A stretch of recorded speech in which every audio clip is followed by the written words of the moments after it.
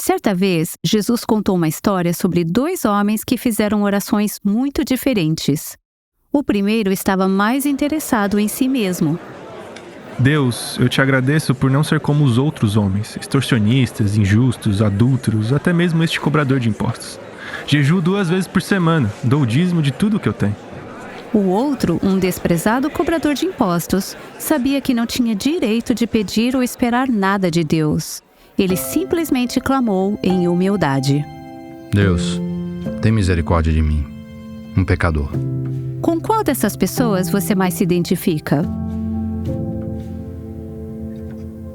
Este é o Aviva Nossos Corações com Nancy DeMoss Wogemuth, na voz de Renata Santos. Há quase 30 anos, Deus usou uma mensagem sobre quebrantamento de maneira poderosa. Esta semana, temos ouvido a mensagem que Nancy compartilhou em 1995 com a equipe da CRU. Naquela época, eles eram conhecidos como Cruzada Estudantil para Cristo. Essa mensagem teve um grande impacto na plateia naquele dia. E acredito que você também aprenderá muito com ela hoje. Fique conosco pelos próximos 20 minutos, enquanto continuamos a explorar o importante tema do quebrantamento. Você é uma pessoa quebrantada?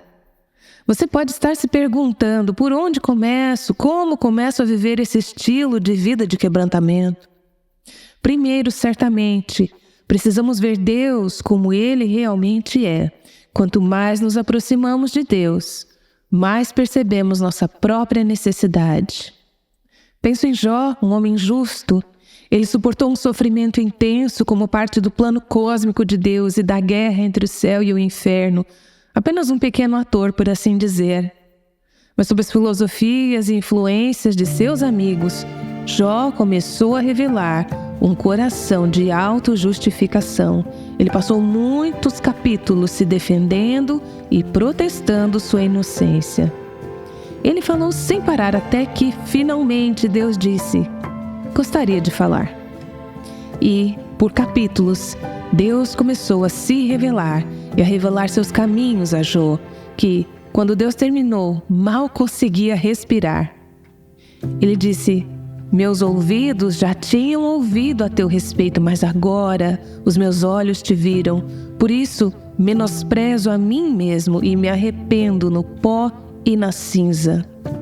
Abandonada a autojustificação, vemos um homem quebrantado, suplicando a Deus por misericórdia.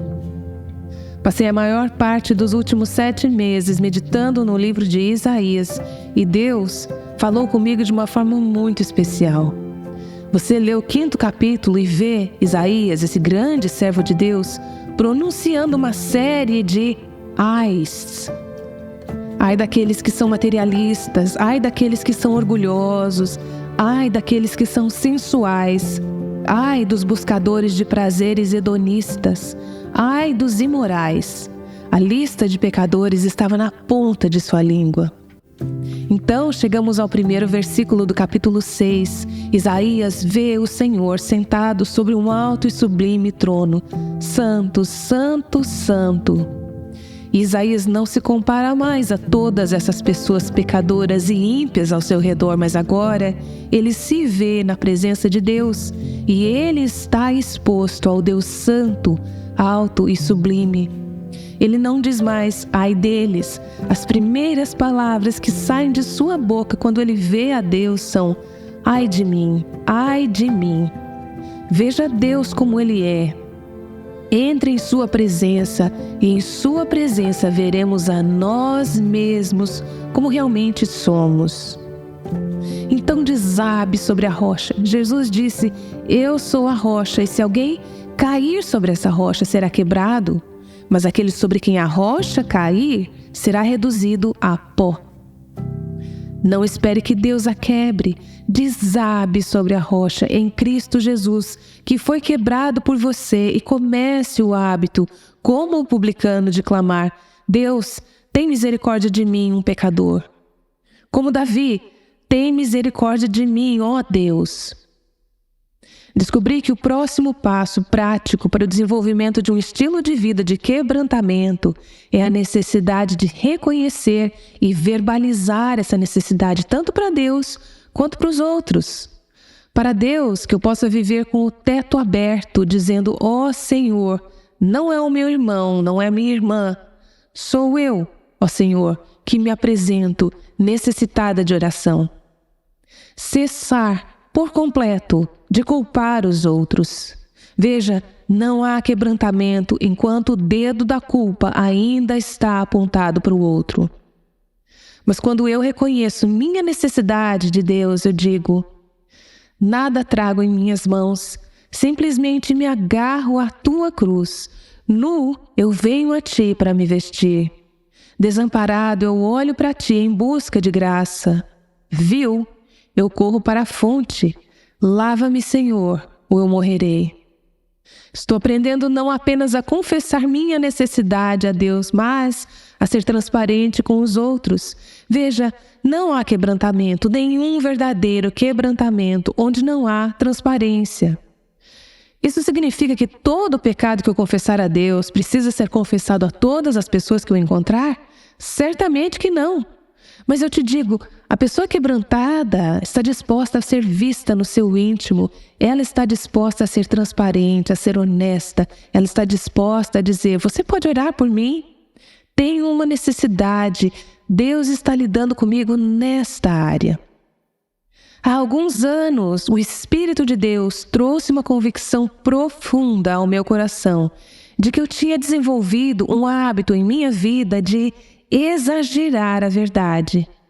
Deus começou a me mostrar que era mentira, que eu mentia para parecer melhor aos meus próprios olhos, para causar uma melhor impressão aos outros. Era mais do que a verdade. Eu me vi quebrantada diante de Deus, confessando esse pecado, buscando-a para purificação e vitória sobre o pecado. Eu quero ser sincera, queridos. A vitória não veio em sua plenitude até que eu estivesse disposta a encontrar duas pessoas piedosas e confessar abertamente o meu pecado diante delas e dizer: você pode orar por mim para que Deus me livre do pecado da mentira?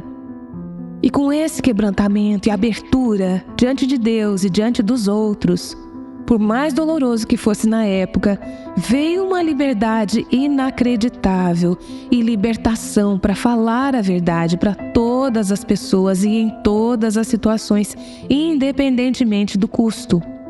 O quebrantamento traz a liberação da vida dele através de nós. Finalmente, ser quebrantado, viver esse estilo de vida de quebrantamento, fazer exatamente o que você sabe que Deus quer que você faça, mas que a sua carne menos deseja fazer. A atitude de humildade e obediência do coração diz diante de Deus: sim, Senhor, eu te obedecerei. Existe um hino cantado frequentemente em alguns dos avivamentos estudantis sobre os quais temos falado. Se chama Não Passe ao Largo de Mim, ó Gentil Salvador, de Francis Crosby.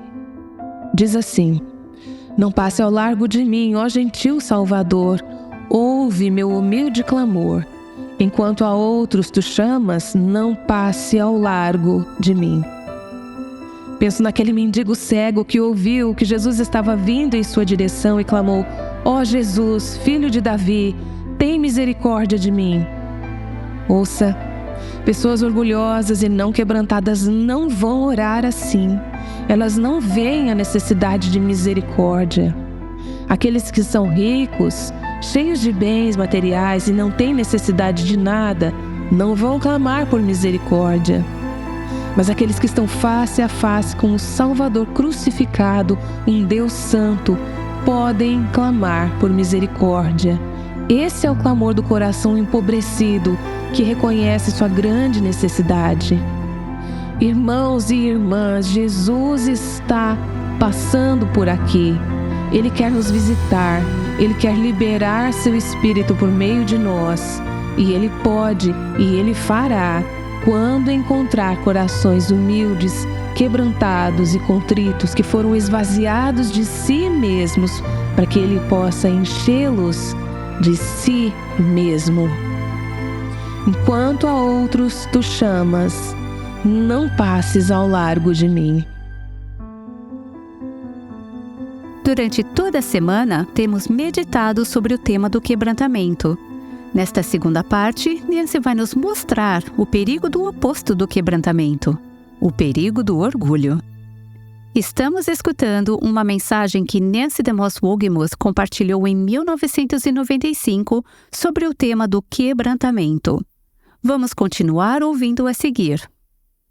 Deus usou essa mensagem de maneira poderosa entre aqueles que a ouviram há quase 30 anos. E essa mensagem continua muito relevante para os dias de hoje também. À medida que continuamos a buscar ao Senhor, clamando pelo avivamento, precisamos reconhecer que a questão do orgulho não é algo de pequena importância. É uma grande questão para Deus. As Escrituras dizem que Deus se opõe aos orgulhosos, mas derrama graça aos humildes, que Deus se afasta dos orgulhosos. A maneira como ouvi isso explicado é que Ele se coloca em posição de batalha contra aqueles que são orgulhosos. Não sei quanto a você, mas eu quero que Deus se aproxime de mim, quero me aproximar de Deus. Mas estamos vendo que o tipo de pessoa que podem se aproximar de Deus são os humildes, os contritos, os quebrantados. Então todo vestígio de orgulho em minha vida é algo que mantém Deus à distância de mim. Isso me separa de Deus, isso faz com que Deus se oponha a mim. Imagine estar contra o Deus Todo-Poderoso. Isso é exatamente o que acontece quando somos orgulhosos, quando nos recusamos a nos humilhar, quando nos recusamos a reconhecer nossos erros, quando nos recusamos a aceitar a responsabilidade por nossas ações, nossas atitudes. Fazemos de Deus nosso oponente. E o que Deus faz com os orgulhosos? Vemos a resposta para essa pergunta repetidamente ao longo das Escrituras. Daniel, capítulo 4. Esse é o tema do livro de Daniel, creio eu, que Deus humilha os que andam na soberba. Deus humilhará aqueles que se recusam a se humilhar. Deus está comprometido, e você verá isso ao longo das Escrituras, Deus está comprometido em punir o orgulho e destruir os orgulhosos. Eu vou ler para você uma sequência de versículos aqui das Escrituras sobre como Deus responde ao orgulho. Isaías 2:11 diz: os olhos do arrogante serão humilhados e o orgulho dos homens será abatido. Somente o Senhor será exaltado naquele dia. Vários versículos de Provérbios. Quando vem o orgulho, chega a desgraça. O Senhor derruba a casa do orgulhoso. Pense nisso, há orgulho em sua casa, orgulho em seu casamento, orgulho em seu coração. Deus diz: eu vou trabalhar contra a sua casa, eu vou derrubá-la, vou destruir o que é orgulhoso. Provérbios 16:5 diz: o Senhor detesta os orgulhosos de coração, sem dúvida serão punidos. Provérbios 16:18 diz: o orgulho vem antes da destruição, o espírito altivo antes da queda. O orgulho do homem o humilha. Provérbios 29:23. Não vou tolerar o homem de olhos arrogantes e de coração orgulhoso. Salmo 101, versículo 5. Seguimos agora no livro de Jeremias. Jeremias 50:32 diz: a arrogância tropeçará e cairá, e ninguém a ajudará a se levantar. Em Obadias, capítulo 1, versículo 4, diz o seguinte: ainda que você suba tão alto quanto a águia e faça o seu ninho entre as estrelas, dali eu o derrubarei, declara o Senhor.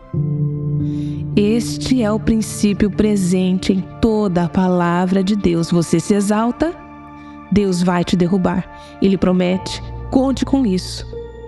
Você se exalta, Isso é verdade para indivíduos, é verdade para uma família, é verdade para uma igreja, é verdade para uma nação, é verdade para um local de trabalho, é verdade para as nações deste mundo. Você se exalta e do jeito de Deus e no tempo de Deus, Ele vai te derrubar.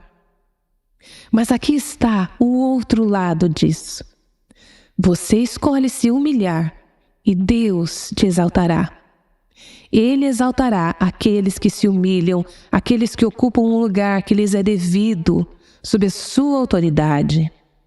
Então, quero que dediquemos alguns momentos aqui para olhar para o exemplo mais poderoso de verdadeira humildade cristã, que é o exemplo do Senhor Jesus. Abra sua Bíblia em Filipenses capítulo 2. Você está familiarizada com este trecho, mas acredito que esse seja um trecho ao qual preciso voltar várias vezes para me lembrar sobre a verdadeira aparência da humildade. Este é o espírito que eu quero ter e que você quer ter se vamos buscar ao Senhor, que precisamos ter o espírito de Cristo, um espírito humilde. Então Paulo começa em Filipenses capítulo 2, na verdade em todo o livro de Filipenses. Quando puder, leia todo o livro e estude-o em busca de evidências de humildade, características da humildade.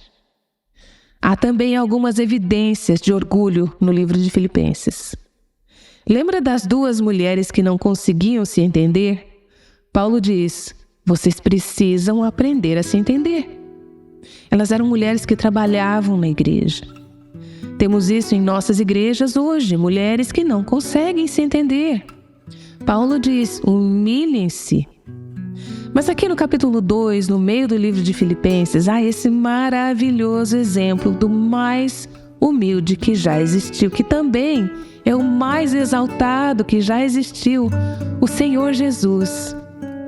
Então ele diz em Filipenses 2, de 1 a 2: se por estarmos em Cristo nós temos alguma motivação, alguma exortação de amor, alguma comunhão no Espírito, alguma profunda afeição e compaixão, completem a minha alegria, tendo o mesmo modo de pensar, o mesmo amor, um só Espírito e uma só atitude. Ele está falando com o corpo aqui, com a igreja local. Ele está dizendo: ei, vocês aí, Filipos, e vocês aí em São Paulo, ou Minas, ou Rio de Janeiro, ou Portugal, ou onde quer que vocês vivam, em sua igreja local, tenham o mesmo modo de pensar, estejam de acordo. Talvez você se pergunte: isso significa que não temos diferenças, que nunca podemos discordar? Não, vocês terão diferenças, mas serão capazes de se humilhar e amar uns aos outros através dessas diferenças e caminhar juntos com o objetivo de buscar e agradar ao Senhor. Em seu casamento, ele diz: vocês, marido e mulher, estejam de acordo.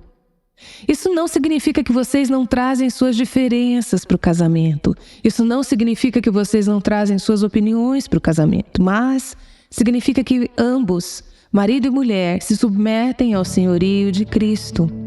E agora não é mais ela querendo do jeito dela e ele querendo do jeito dele, ou o jeito dela está certo e o jeito dele está errado. E dessa forma havendo aquele choque inevitável.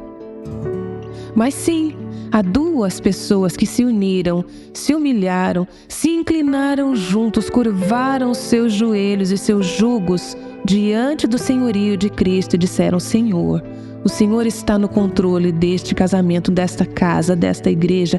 Faça a tua vontade, não a minha vontade, mas a tua vontade. Que seja feita a tua vontade. É assim que vocês se tornam de um só pensamento. E Paulo diz no versículo 3: nada façam por ambição egoísta ou por vaidade, não façam nada por comparação, não façam o que estão fazendo com o objetivo de serem superiores. Meu filho aprendeu antes do seu. Isso é rivalidade, vaidade, comparação pecaminosa. Não façam o que estão fazendo com o objetivo de serem superiores. Mas humildemente considerem os outros superiores a si mesmos. Outra tradução diz: estimem todos os outros como melhores do que vocês mesmos.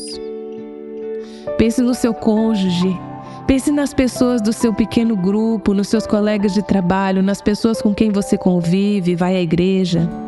Você considera todas essas pessoas melhores do que você mesmo? Vou te dizer que fará uma grande diferença no seu casamento se você começar a olhar para o seu marido com olhos de humildade, se você o considerar mais importante do que você. Então, quem vai cuidar de mim? Deus cuidará. Você se humilha, Deus vai te exaltar. Ele cuidará das suas necessidades. Então você é um capacho. Eu vou te dizer o seguinte: se você se aproximar do seu marido com um espírito humilde, ensinável, você provavelmente descobrirá que o seu marido vai te colocar em um pedestal tão alto que vai precisar de um telescópio para te encontrar. Não estou dizendo com certeza que isso vai acontecer. Pode não acontecer. Seu marido pode não ter um coração para o Senhor. Mas há algo em nós, até mesmo como seres humanos, que é atraído pela humildade. Quando você pensa nisso com seus filhos, quando eles se humilham e têm um espírito ensinável, responsível, flexível, você não se sente mais atraída por eles do que se eles entrassem e cruzassem os braços, revirassem os olhos e resistissem à sua liderança e autoridade? Isso não faz você querer enfrentá-los quando os vê enfrentando você? Deus se opõe aos orgulhosos, mas Deus se aproxima dos humildes. Então ele diz: considere os outros superiores a vocês mesmos. Você tem que ter o Espírito de Cristo para fazer isso. Isso não é natural, é sobrenatural. E Paulo continua no versículo 4. Cada um cuide não somente dos seus interesses, mas também dos interesses dos outros. Não pense apenas em seus hobbies, em seus interesses, em suas coisas, em sua família, nas coisas que te preocupam. Se preocupe com os outros. Quando for encontrar alguém, pense o seguinte: como posso abençoar essa pessoa? O que está no coração dela? Como posso descobrir quais são as necessidades dela, os fardos dela, as preocupações dela? Mostre interesse pelos outros. Seja a atitude de vocês a mesma de Cristo, que, embora sendo Deus, não considerou que o ser igual a Deus era algo a que se devia apegar, mas esvaziou-se a si mesmo, vindo a ser servo. Esse é o cerne da humildade. Assumir a forma de servo. Você diz: sim, não me importo de ser um servo desde que ninguém me obrigue a servir. Eu quero escolher quem servir e quando servir e como servir, certo? Deus diz: não, faça como Jesus fez. Esvaziou-se a si mesmo, vindo a ser servo, tornando-se semelhante aos homens. Este é o Criador do universo, descendo para lavar os pés daquele que o trairia, assumindo a forma de servo. Você nunca é mais parecida com Jesus do que quando se humilha para servir sua família, para servir em sua igreja. E, sendo encontrado em forma humana, versículo 8, humilhou-se a si mesmo e foi obediente. Esse é outro sinal de humildade, obediência. Obediência, maleável, responsiva à autoridade dada por Deus. Ele obedeceu à palavra de Deus, ele obedeceu à vontade de Deus, ele obedeceu às autoridades humanas que Deus colocou em sua vida. E até onde ele foi em obediência? Até o ponto da morte, ou seja, até o fim, entregando sua vida até a morte na cruz. Então, o que aconteceu? É assim que Deus trabalha. Você se humilha, Deus te exaltará. Versículos 9 a 11. Por isso Deus o exaltou à mais alta posição e lhe deu um nome que está acima de todo nome, para que ao nome de Jesus se dobre todo o joelho no céu, na terra e debaixo da terra. Toda língua confesse que Jesus Cristo é o Senhor, para a glória de Deus Pai. Pedro nos diz assim, 1 Pedro capítulo 5. Vistam-se todos vocês com humildade uns para com os outros. Quero desafiá-los. quando se vestirem de manhã, a não apenas se importarem com o que vão vestir, mas para terem certeza de que estão vestidos com humildade. Vistam-se todos vocês com humildade, uns para com os outros. É melhor vocês vestirem a humildade antes de sair do quarto de manhã, antes de verem seus maridos, antes de verem seus filhos ou antes de irem ao trabalho. Vistam-se de humildade uns para com os outros, pois Deus se opõe aos orgulhosos, mas concede graça aos humildes. Portanto, humilhem-se debaixo da poderosa mão de Deus, para que Ele os exalte no devido tempo. Quero dizer a vocês, senhoras, já disse isso muitas vezes ao longo dos anos e vocês me ouvirão dizer isso de novo. Vocês nunca errarão no caminho da humildade. Então, quando vocês forem para a cama à noite, com o rosto virado para a parede, de costas para o seu marido e um abismo de gelo entre vocês, coisas dolorosas foram ditas. Ele começou, você começou. Você sabe que nesse ponto realmente não importa mais, não é? Mas você está pensando, ele precisa se humilhar. E Deus está dizendo, você se humilhe, corra para a cruz, veja se você consegue chegar lá primeiro. Assuma a mente, o coração de Jesus, o servo, aquele que considerou os interesses dos outros acima dos seus. Humilhe-se. Veja se você consegue ser a primeira a buscar perdão. Quando falar asperamente com um membro da família, uma criança que você disciplinou com raiva, volte e peça perdão. Diga, eu estava errada, pequei. Você pode me perdoar, por favor? E se você não conseguir pronunciar as palavras, diga, Deus, eu preciso de graça até para me humilhar o suficiente para dizer essas palavras. Em todas as circunstâncias e situações da vida, há um caminho de humildade que você pode seguir. Você pode escolher se vestir com humildade. Mais de Cristo, menos de mim. Tudo de Cristo, nada de mim. Esse é o caminho da humildade. Você pode até pensar, vão pisar por cima de mim. Minhas necessidades não serão atendidas. Eu posso garantir que suas necessidades serão atendidas. Deus se aproximará de você, Ele cuidará de você, Ele se esforçará para derramar a sua graça sobre você, enquanto você ocupa o lugar da humildade. Se você não fizer isso, estará se preparando para uma vida inteira em que Deus se oporá a você. Isso é o que está acontecendo em nossas igrejas hoje. Casamentos, indivíduos, casais, famílias. Eles estão sendo opostos por Deus por causa do orgulho. Deus diz, você quer avivamento? Eu avivo os corações dos contritos, dos humildes, daqueles que percebem que não são nada e eu sou tudo. Ó Senhor, como oramos para que Tu nos conceda um batismo de humildade, imersão completa. Vista-nos com ela, que possamos escolher o caminho da humildade como Jesus fez por nós. Aquele que era rico se tornou pobre, para que por meio de sua pobreza pudéssemos ser enriquecidos. Senhor, ajude-nos a nos despir deste orgulho, desse modo de pensar e viver feio e egoísta que nos mantém em tanta escravidão. E, Senhor, nos leve de volta às nossas casas como mulheres que caminham na humildade, em nossas igrejas, em nossos locais de trabalho, para exalar ali a humildade de Cristo, para irradiar a fragrância da humildade do Senhor Jesus. Não para que os outros possam dizer, olha como ela é humilde, mas para que possam dizer, olha como Deus é grande. Que o Senhor seja exaltado. Eu oro em nome de Jesus. Amém.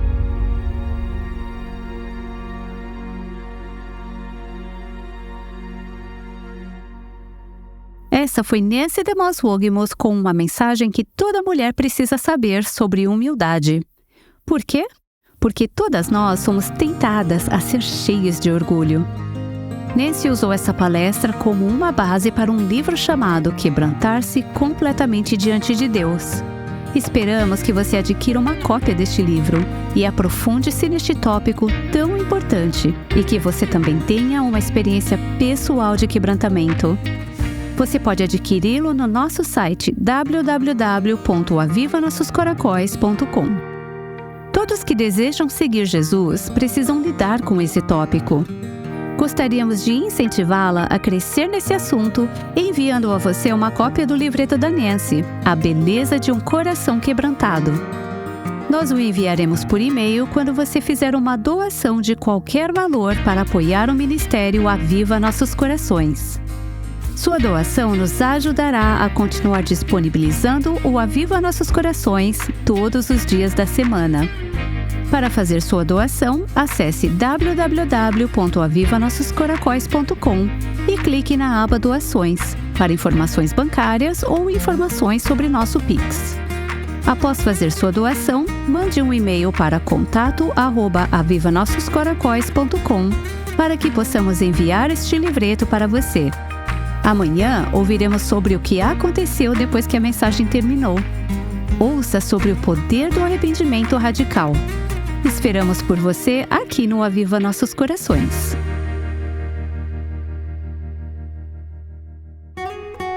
O Aviva Nossos Corações é um ministério em língua portuguesa do Revival Hearts com Nancy DeMoss Wogemuth, chamando as mulheres à liberdade, à plenitude e à abundância em Cristo.